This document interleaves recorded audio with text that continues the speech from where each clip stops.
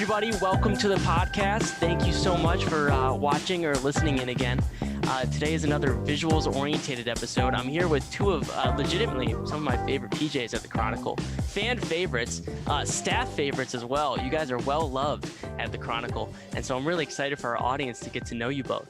I think before we start to talk about what we're going to talk about today, I would love to start if you two would, give us a little bit of an introduction on who you are and what you do. Mengxin, let's start with you. Hi, my name is Mengxin Li. I'm a staff photojournalist at the Columbia Chronicle, and I'm originally from Taiwan. I love to cover protests and social issues to tell the stories that need to be told. And yeah, glad to be here. Spoken like a true journalist. Tell the stories that need to be told. That's so noble of you.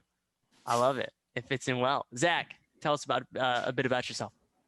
Yeah, hi, I'm Zach Klingenpeel, Zach or Zachary. I'm a photojournalist on the Columbia Chronicle. I've been covering a lot of protests, a lot of different activist actions throughout the city. I like that sort of thing. I also, in my personal work, I've been photographing a lot of skateboarders and the skate community in Chicago. So.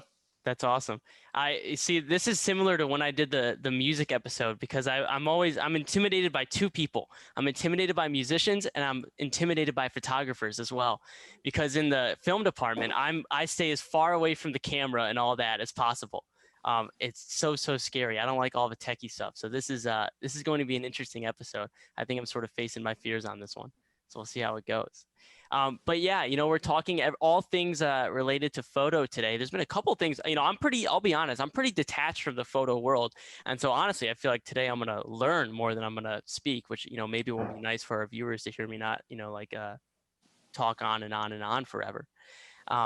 But you know what? Let's start sort of with Mengxin. I know you wanted to talk about something that I think is really relevant to a lot of the coverage we've been doing at the Chronicle recently, especially. Do you want to sort of lead into, what's been on your mind?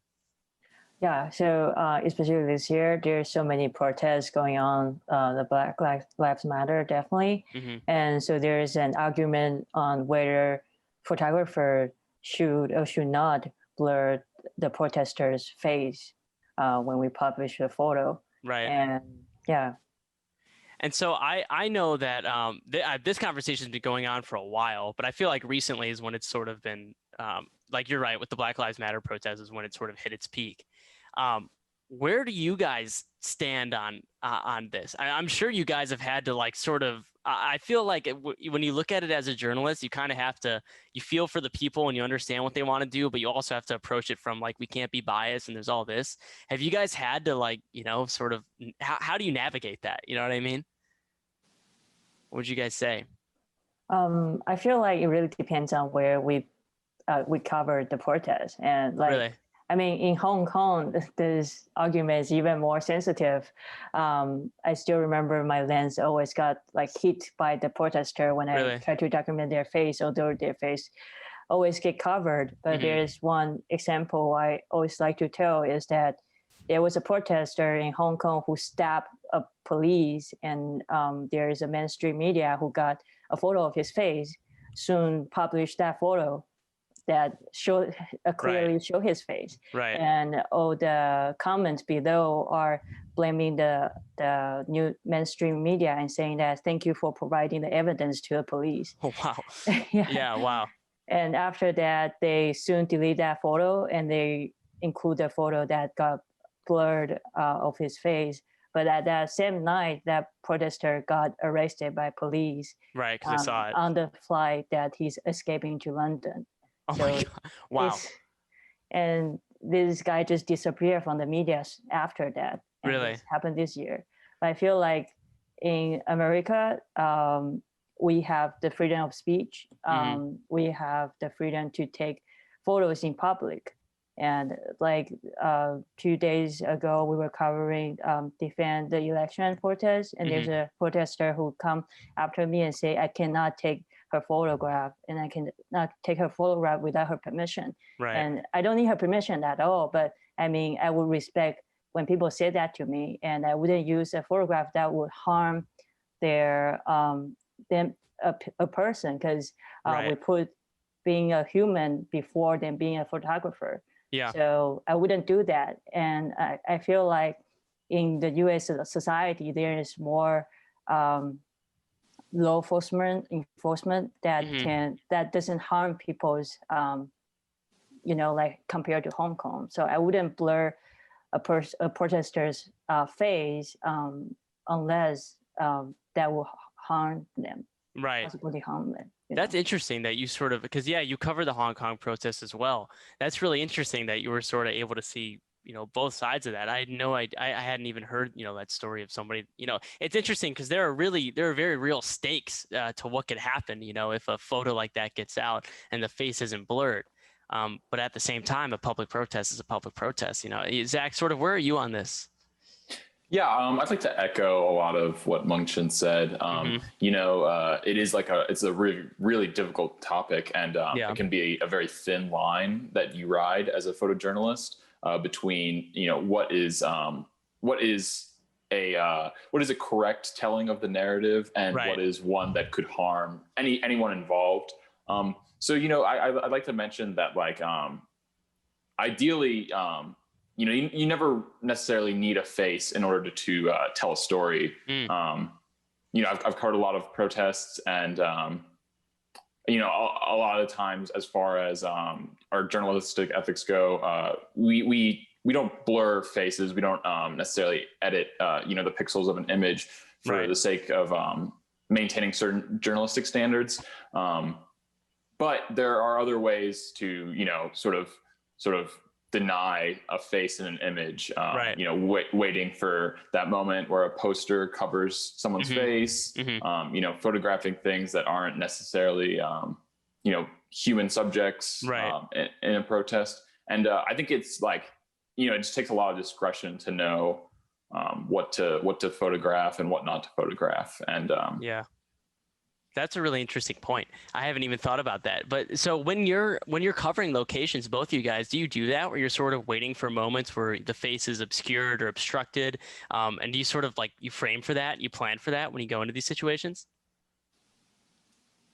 I mean, I do actually, because when covering election too, because we are not allowed to take voters' face without getting their permission. So I will try to find an angle that will actually not showing their entire face or just side of their face.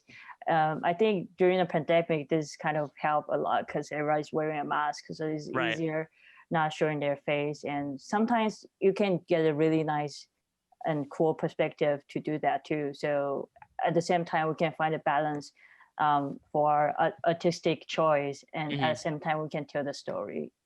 That's interesting. That's really, really interesting. I know we just did the portrait series that you guys did on all the election voters, which was wonderful, and everybody listening or watching should check that out. It's cool for me to hear sort of how these decisions to me, and probably the people listening, is wow, how do you do that in a split second to get the frame you're looking for? I think that's pretty incredible. It's pretty wild that you guys are capable of that. Zach, is this something you've also sort of been cognizant of? Is this idea of we don't need to I like what you said earlier about, you don't need a face to necessarily tell a story. Actually, let me ask, do you think a lot of photographers forget about that, especially sort of now with everything that's going on? I wouldn't say necessarily they forget about that. But you got to understand, like when you're at a protest, sort of, what's going on. Right. So, most protests involve, marching of some sort. And this goes for, anything, whether it's, a Black Lives Matter protest. I covered an anti-ICE action earlier in the year, and that involved marching. And, a lot of that is chanting. So when you're sort of like a newer photographer, you're going to be drawn to, the loudest people, the most passionate people, because that's where the interesting photographs are. And because of that, you will photograph people's faces. It's just inevitable. So I think, yeah, it's like, I do think photographers can forget that they have, people's backs as an option, people's fists in the air as an option. Right. So yeah. And I'd also like to add that, for example, at the Defend the election protest, it's not it's not unethical necessarily to photograph, the key actors of an event. If there's any speakers and stuff like that, that I would say those are instances where faces are important for telling the story. Yeah.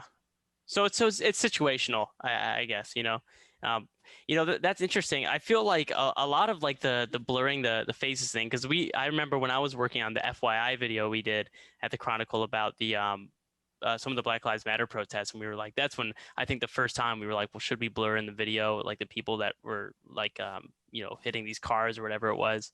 I think for us, and then we wrote an editor's note on it, was like there was a very clear gap in what a journalist understands is like ethical and what they should do versus sort of what the public thinks that a journalist role is.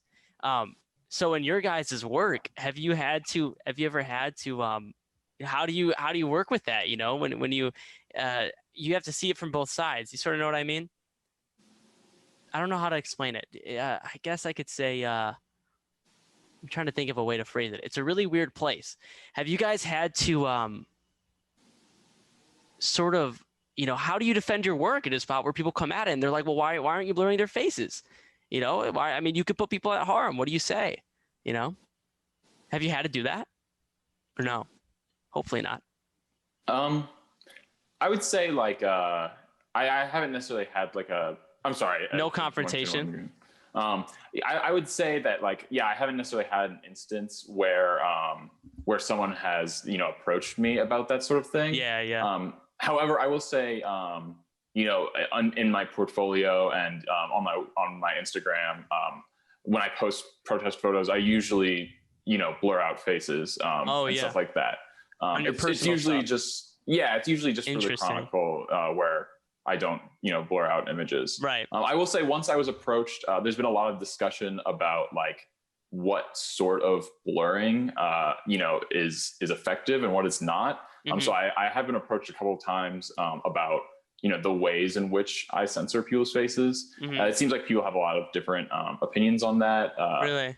Like some people will. So it like one method of blurring people's faces is just to use a blurring filter and to sort of mask it just to people's faces. And I think there has been discussion over how easy or difficult it is to recover information from a situation like that. Right. Some people will do something similar where they, using Photoshop, will lay objects on top of people's faces. Like I've seen emojis, I've seen black boxes. Right. There's also argument over whether those files can be recovered and removed. Oh wow. So yeah, I mean, I won't say specifically like the way in which I blur faces, but. That's crazy. I didn't know that there even was a conversation about that. That's interesting. So the fear is that like somebody could go in and like, through what would it be, like the metadata of the image or something like that, and like find the original, or how does that work? Either the metadata or through machine learning software. Oh my God. Now we're going to get into AI, dude. We can talk about AI for hours. AI is so freaking scary. That's crazy. So there's some real world stake to this stuff. That's a lot of pressure for you guys. Why do you do this? Why are you photographers? There's so much pressure. I wouldn't want to get involved with that. I think it's a little bit easier when you're writing and like you're not there, necessarily, unless you're covering the event or even reading. There's like a distance there, you know what I mean? But I guess overall, we could sort of, since we trying to keep on schedule, we are anti blurring faces unless, certain situations where it's warranted or in our personal work, however you personally feel about it. I suppose. Sure. For the Chronicle or for us specifically? Well, so why is there a difference? That's interesting. I mean, I have my opinions, but I just talked to a lot of function wants to. I don't blur faces at all. I feel no, not at all. I never blur faces because I feel like people should be proud of what they are protesting for. Right. And as soon as they are not violating any law, and I feel like in the US, people are not violating law to just being gathered compared to Hong Kong. But at the same time, Hong Kong police is gathering all the information. They have a 360 camera is capturing every single protester's face. So at the same time, I don't think I'm doing something wrong, and unless the protester come to me and say he doesn't want his face to be shown, then I don't publish that photograph. And so I won't even blur that face because I won't even publish it.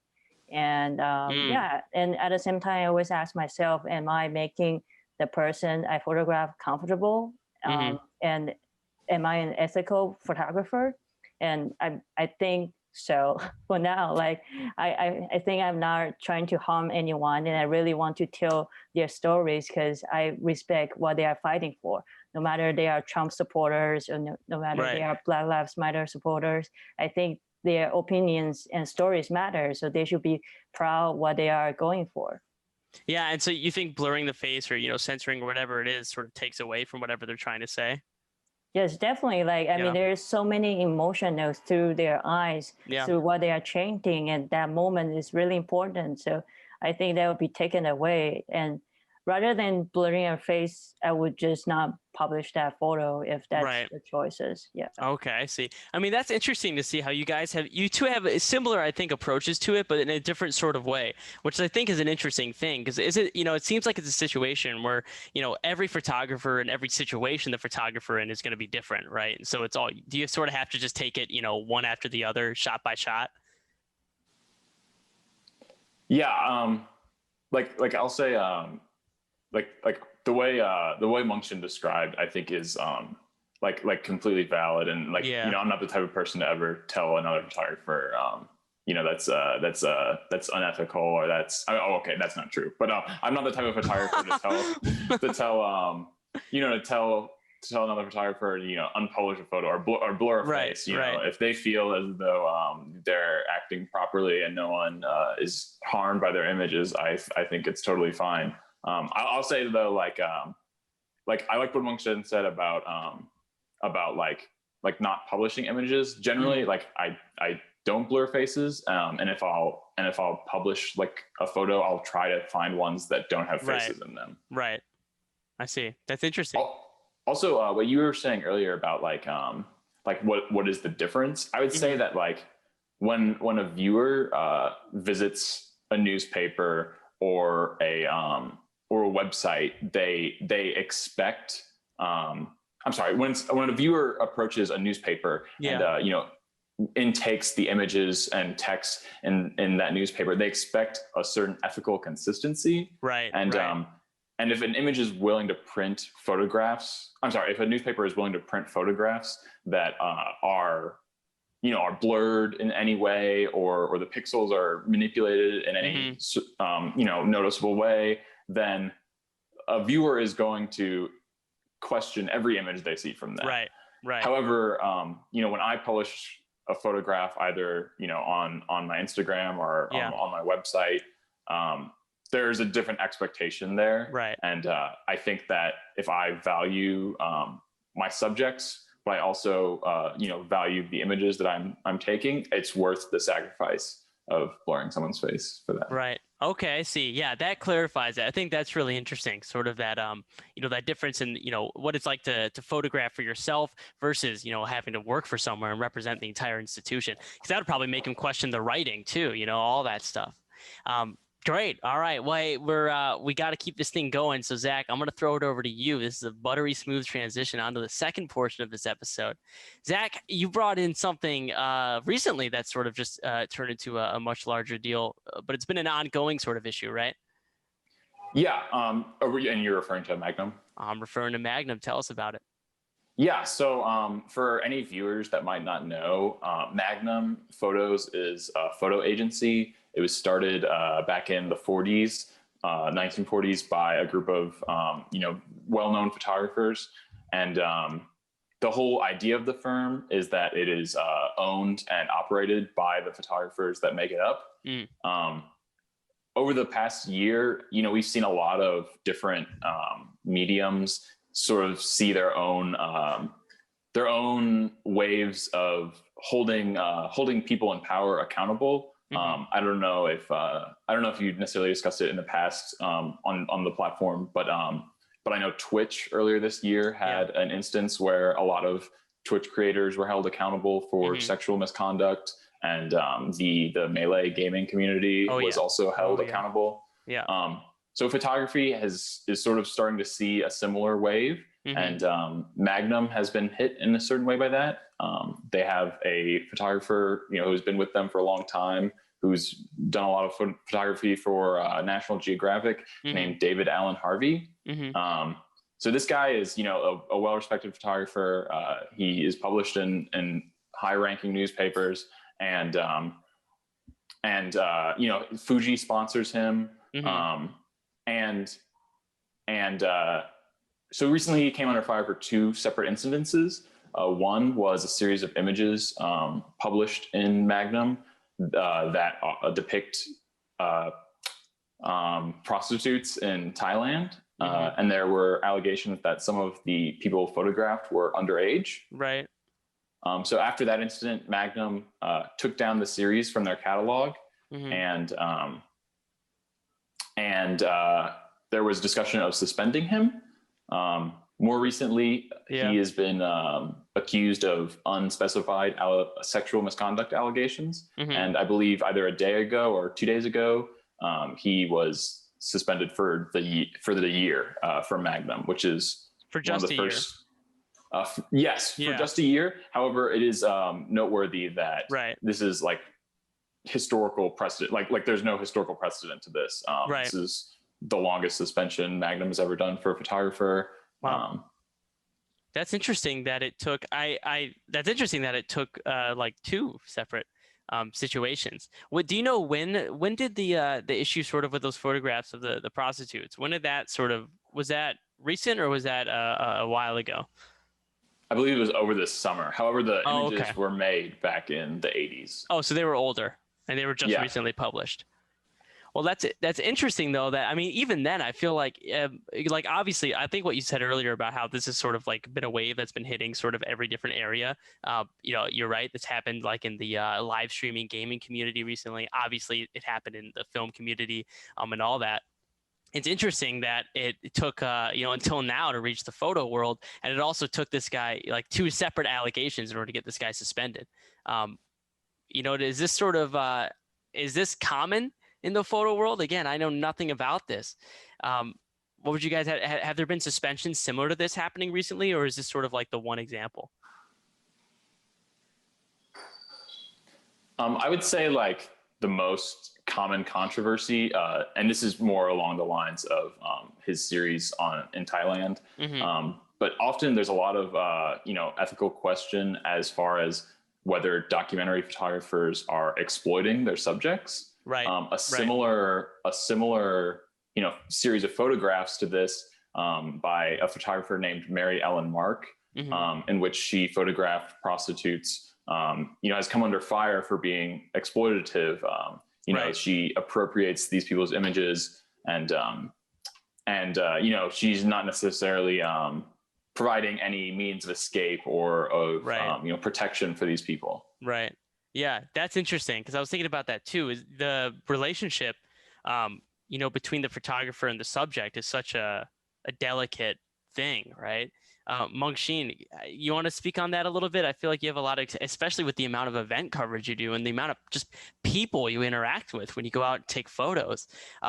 What's that relationship like? How do you protect those people and keep their, how do you prioritize them?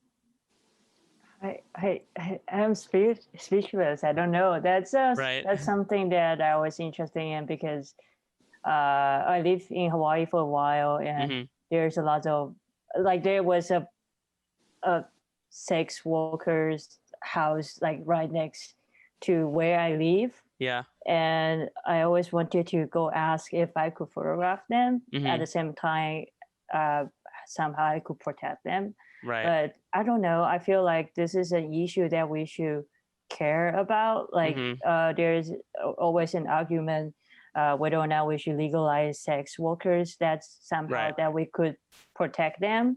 And I really don't know. I feel like photographing and share their stories is a way to let people to focus on this problem even more. but where the line is, that's something that we need to talk about here. Right. It's also interesting that like because coming from the film and like documentary world, there's like always the conversation of well, how much should the documentarian and in this case documentary photographer, right, sort of like imprint themselves on their subject and like be a presence in their life. Should they be purely objective and like stay at a distance and just observe, or should they be in there? Have you guys sort of had to, where do you guys fall on that line? Do you think that photographers should do something, for their subjects to keep their needs priority? Or do you think, well, the photo's the photo, right? And they just take it and that's it. What do you think? And I know it's a loaded question.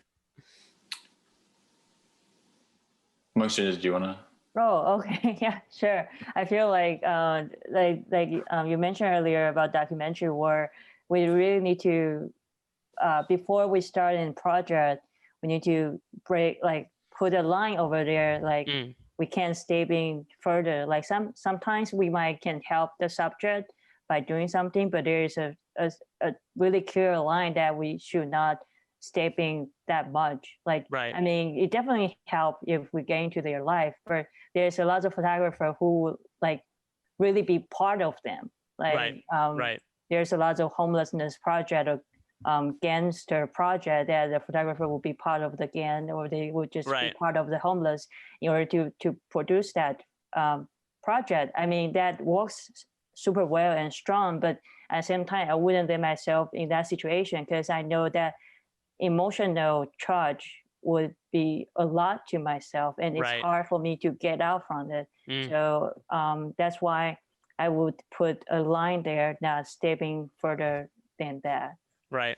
Zach, what do you think about this stuff? Yeah. So like I was saying earlier, there's a common term for a certain, I would say like subgenre of documentary photography called like dropship documentary photography. Yeah. What's that? And, you see this a lot with like photojournalism, but the idea is that, you take these photographers from, privileged communities where they have the resources to, pursue photography, and you put them in communities, where they might not have those same resources. Right. And, a lot of times these photographers go in and they don't know about what they're photographing when they go into it. Right. They're they come from a place of ignorance on the topics that they're covering. Mm-hmm. And, it can be really, dangerous and difficult to ride that line. I would never say to a photographer, that they shouldn't pursue whatever they want to photograph. But I would say the bare minimum you can do for protecting your subjects is being well informed about the topic you're covering. So, and that's a really interesting point. My what I'm curious about is, it's how do you know when a subject is being exploited? You take a look at the situation that you brought up today, right, with Magnum. What are the signs that that's exploitative? Because I mean, for people like me who don't, aren't really able to see that line as clearly, what would you sort of say about that? Do you feel like that dropship idea? Sorry, do you feel like that dropship idea, is that exploitative, right? Like taking people in and just throwing them in and letting them snap away? What do you think? Like I said, like I would never tell a photographer not to pursue a subject that they wanted to. However, I would say that this is a very obvious example of dropship documentary. Yeah. In that, assuming the allegations are true that some of the subjects were underage. Right. This photographer doesn't even have. Doesn't even have the care enough to figure out whether the subjects he's publishing are underage. Right, I see. So he's in this community that is not his own. He's come there from abroad, and he's not necessarily informed enough to protect his subjects. I think it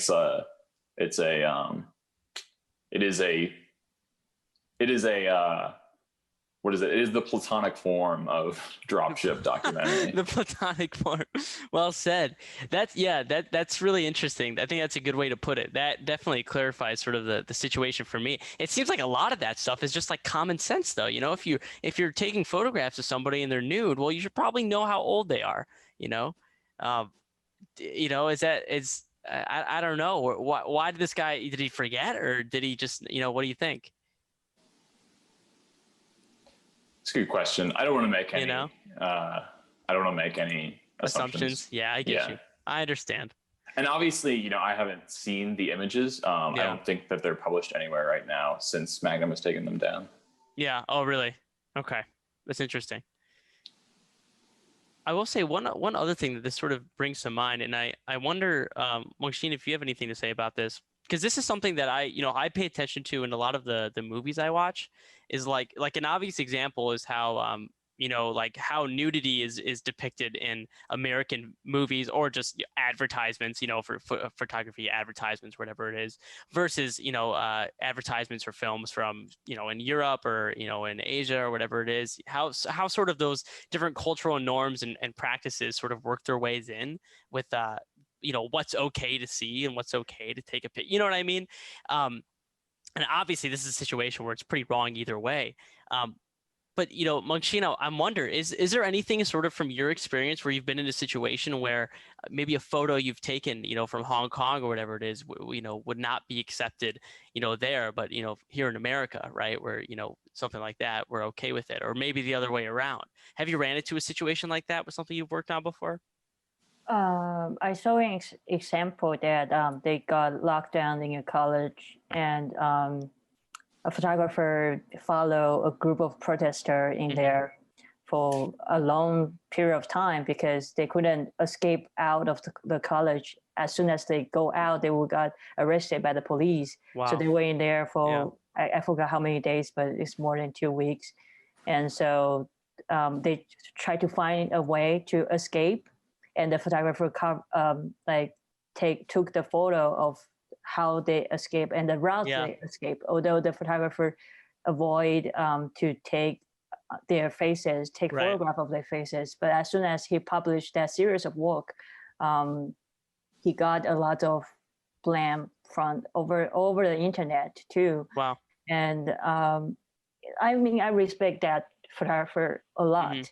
So I don't think he harmed the protester in any way, and he soon delete that post, and but I saw it right after he posted it, and in my perspective, I think he do whatever he can to protect the protester, because I mean there's a lot of photojournalists like me are stand with Hong Kong protester. And I could say that loud here because I'm in the U.S. and I'm actually worried to get back to Hong Kong because I think I would get arrested too. So I don't know. I'm always curious, why, if this is like an issue, like a topic, why he can be published that series of photograph. If like underage sex worker, it might be an issue in Thailand. That should be something that people should be care about, and maybe that series of work can show the story as soon as we can protect the people being photographed. But I mean, how? So we must see that work to know how much it being impact. Right. So it seems like it depends on whether or not, what your motivation is in going to those communities that are sort of under fire or under harm, right? And what are you trying to get out of it, right? Are you trying to make a quick buck, or are you really trying to tell a story that, you're right, does matter, right? It's a really, really interesting and sort of tricky place to navigate that most professions I don't think have to think about, So you guys picked the hard one. You guys are doing all the extra work. All right. Well, hey, I think that, we are at about time for the episode. I want to say thank you guys for, tuning in today. And thank you, Zach, and thank you, Mongxin, for joining me today. I really appreciate our discussion. I really do feel like I took a master class today in the ethics of photography. It's a heavy episode, but I feel like there's a lot to, extract from what we talked about today. So thank you so much. And to everybody, thank you and have a good day.